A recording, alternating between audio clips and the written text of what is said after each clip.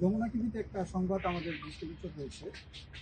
সংবাদটি হচ্ছে ইমাকে নিয়ে। সে মেডিকেলে চান্স পেয়েছে, কিন্তু কিছু অর্থনৈতিক সমস্যার কারণে আর ভর্তির প্রক্রিয়াটা বাধাগ্রস্ত হচ্ছিল, পারিবারিকভাবে একটু সমস্যা হচ্ছিল। তো সেই নিউজটা আমাদের দৃষ্টিগোচর হয় এবং আমাদের দলের মাননীয় ভারপ্রাপ্ত চেয়ারম্যান জনাব তারেক রহমানের দৃষ্টিগোচর হয় সেই সংবাদটি। তো আপনারাও জানেন, আমাদের নেতা জনাব তারেক রহমান গোপনে অনেক কাজ করে যান সারা দেশে। গোপনে কিছুদিন আগে গণমাধ্যমে সেই সংবাদগুলো এসেছে।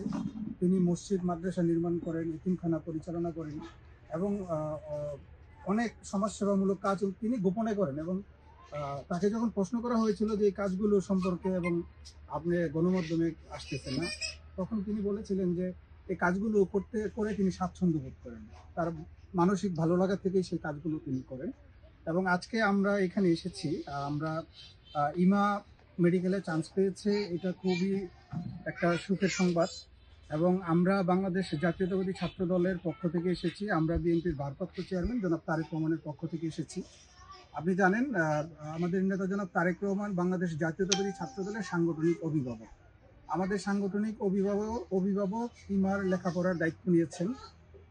ফরিদপুর মেডিকেলে চান্স পেয়েছে ইমা, এবং ফরিদপুর মেডিকেলে ভর্তি হতে যে পরিমাণ অর্থ লাগে এবং তার প্রাথমিক শিক্ষা সরঞ্জাম ক্রয় করতে, সেক্ষেত্রে বই পুস্তক সহ নানান যে জিনিসপত্র লাগে সেগুলো আমরা আজকে জনাব তারেক রহমানের পক্ষ থেকে ইমার হাতে তুলে দেওয়ার জন্য এসেছি।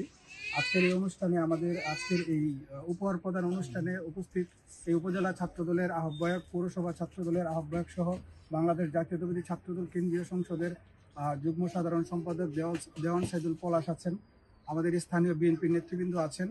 তো আমরা আপনাদেরকে আশ্বস্ত করতে চাই যে ইমার পাশে আমাদের নেতা জনাব তারেক রহমান আছেন এবং ইমার পাশে বাংলাদেশ জাতীয়তাবাদী ছাত্রদল সবসময় থাকবে।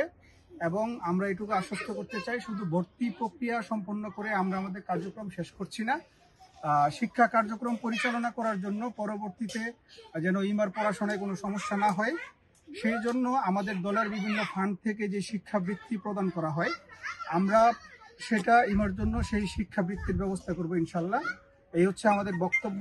আপনারা যারা গণমাধ্যমের কর্মীরা, আপনারা যারা এখানে আজকে উপস্থিত হয়েছেন এবং আপনারা যারা গণমাধ্যমে ইমার যেই সংগ্রামী জীবন এবং ইমার যেই সংগ্রামী জীবন, এই গরিব পরিবারের মধ্য থেকেও যে সংগ্রাম করে পড়াশোনা করে মেডিকেলে চান্স পেয়েছে এবং সেই বিষয়টি যেন আপনারা তুলে ধরেছেন এবং আপনারা যে সাধারণ শিক্ষার্থীর পাশে, বিশেষ করে যমুনা টেলিভিশন সাধারণ শিক্ষার্থীদের পাশে যেভাবে দাঁড়িয়েছে, তার জন্য আমি আপনাদের গণমাধ্যমকে ধন্যবাদ জানাই এবং আমরা আশা করছি ভবিষ্যতেও আপনারা এই ধরনের কার্যক্রম অব্যাহত রাখবেন।